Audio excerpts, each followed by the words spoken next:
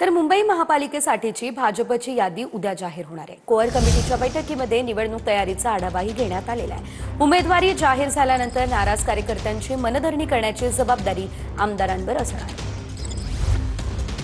याच्यामध्ये जो बॉडीगार्ड रवी देवकरचा जो होता, ज्यांनी मंगेशवर जवळजवळ 13 वार एकट्याने केले। जर आपण फुटेजमध्ये जर आपण पाहिलं तर 13 वार एकट्या त्या बॉडीगार्डने त्या ठिकाणी रवी देवकरच्या केलेल्या आहेत।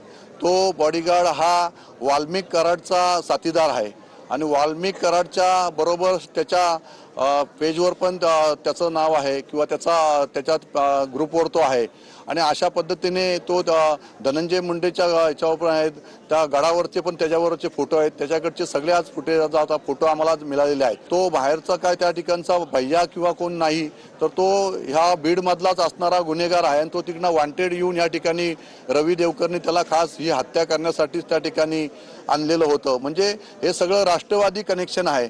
धनंजय मुंडे, वाल्मिक कराड। आम्ही कोकणवाले मनाचे मोठे आहेत असं प्रकाश सुर्वे म्हणाले। भरत गोगावले आमचे बॉस आहेत असंही त्यांनी म्हटलं। तर आम्ही गरिबांचे बॉस आहोत असं भरत गोगावलेंनी म्हटलं।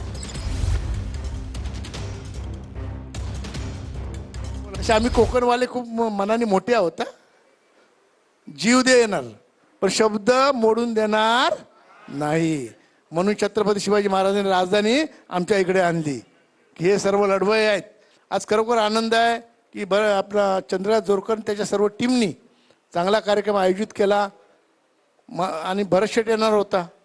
तर भरत शेठ आमचा बॉसच येणार तर आम्हाला ते उभं राहायलाच पाहिजे, प्रश्नच येत नाही। शेठ आहोत पण गरिबांचे शेठ आहोत, आम्ही श्रीमंतांचे शेठ नाही आहे। आम्ही नेहमी सगळीकडे सांगत आलेलो आहे, जर कोणाला शेठ बनायचं असेल ते गरिबाचे बना। मला ज्या ज्या ठिकाणी आमचे कोकणवासी लोक असतील त्या ठिकाणी आम्ही मिळून तो प्रचार करणार आहोत आपल्या महायुतीच्या उमेदवारांचा। शिवसेनेचे नेते आनंदराव अडसूळ यांची तब्येत अचानक बिघडलेली आहे। महानगरपालिका निवडणुकीच्या वाटाघाटी दरम्यान अडसूळांची तब्येत बिघडली आहे। अमरावतीच्या खासगी रुग्णालयामध्ये अडसूळ यांच्यावरती उपचार सध्या सुरू आहे।